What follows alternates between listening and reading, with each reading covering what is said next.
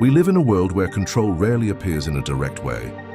It happens quietly, disguised as benevolence, as concern for public well-being, and perhaps no example is as emblematic as what flows through our taps. Everyday water. Water is a symbol of purity, of life. But what if the water we call treated is, in fact, carefully adjusted to serve other purposes? What if what we drink, brush our teeth with, and give to our children contains something that affects not just the body, but the mind? Today we dive into the water matrix and question one of the most ancient and controversial practices of the modern world: the addition of fluoride to drinking water.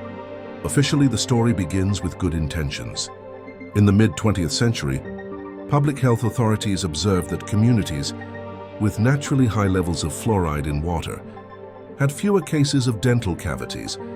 Based on this, campaigns were launched in multiple countries, including Brazil, to artificially add fluoride to public water systems.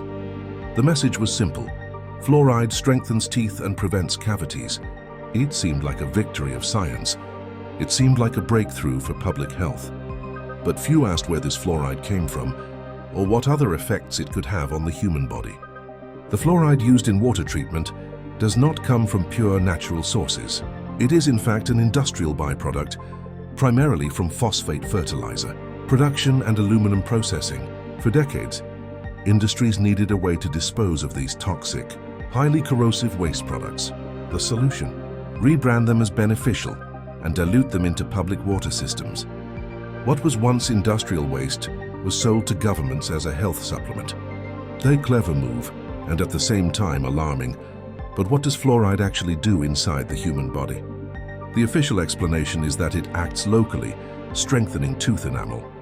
Yet once ingested, it spreads throughout the body, accumulating in bones, tissues, glands, and most importantly, in the brain.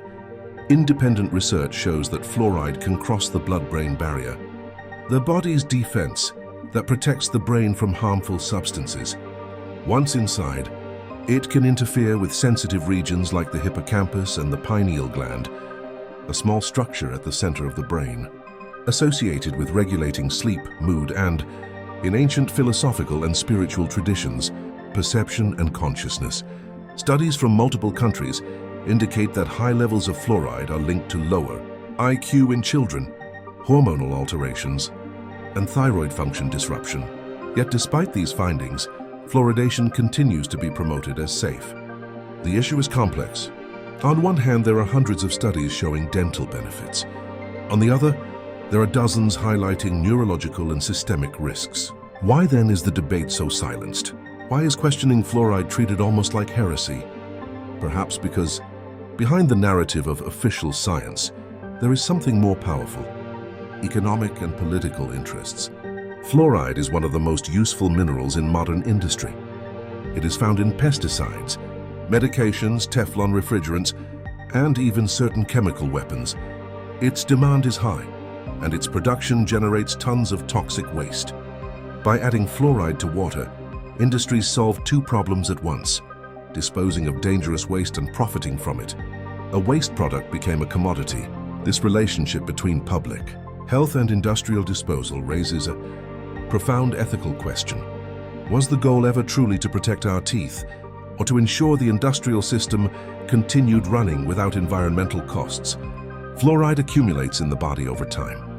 About 50% of what we ingest daily remains in our bones and tissues. At high concentrations, it can cause a condition called fluorosis, characterized by dental staining, brittle bones, and joint issues. But these are only the visible symptoms. What about the silent effects? Those that don't appear immediately, but manifest in hormonal imbalances, neurological disturbances, and slower cognitive function? Some researchers call fluoride a discrete neurotoxin. It doesn't kill immediately, but it dulls, softens, anesthetizes. It reduces mental clarity, focus, and the capacity to question. And that is exactly what makes the topic so symbolic when we talk about control. The pineal gland has always fascinated humans. Since ancient times, philosophers and mystics have called it the third eye, the center of spiritual perception. Descartes considered it the connection point between body and soul. Modern research shows that the pineal gland is one of the body's most fluoride accumulating parts, far more than bones or teeth. Over time, it can calcify, losing some of its function. Though controversial, this coincidence, a substance accumulating precisely at the center of consciousness, raises uncomfortable questions. Are we dulling our bodies and in turn our minds? The concept of a matrix has never been only about computers or science fiction. It's about perception, about accepting a reality imposed without question. And when water, the most essential element of life, becomes a medium of conditioning, control reaches its deepest level. Because whoever controls the water controls everything. Think, you can choose what to eat, refuse a vaccine, change your job, or move to another country, but you cannot live without drinking water. If the water is altered, everything else is affected. Like in the food matrix or financial matrix, the water system operates invisibly, daily, for your own good. But in the end, the result is the same: a compliant population, trusting, grateful, and unable to perceive what is really happening. One of the most effective tools of control is normalization. People don't question what they see every day. If fluoride has always been in the water, it must be good. If media and doctors say it's safe, then it must be safe. But how many times in history have we heard this argument? Cigarettes were once considered healthy. Vegetable oils were promoted as the good alternative to butter. Sugar was once called pure energy. Industry learned that the best way to deceive is to repeat a lie with a smile. Questioning requires discomfort. It requires courage to admit we may have been deceived for decades. But there is a price for comfort, freedom. When we delegate control of something as basic as water to the state and corporations, we are effectively surrendering a core aspect of human autonomy. Water should be a symbol of purity, not dependence. Yet gradually, it has become a vehicle for biological, chemical, and even behavioral standardization. A liquid that carries more than minerals. It carries a narrative. True science begins with questions, not ready-made answers. But when it comes to fluoride, questions are silenced, critical studies ignored, and any dissenting voice labeled a conspiracy theory. This is not science, this is dogma. And dogma is the matrix of the mind. An invisible prison that makes you believe thinking differently is dangerous. Controlling food, money, and water means controlling humanity at its most fundamental levels. Whoever dominates these three systems dominates the body, the mind, and survival.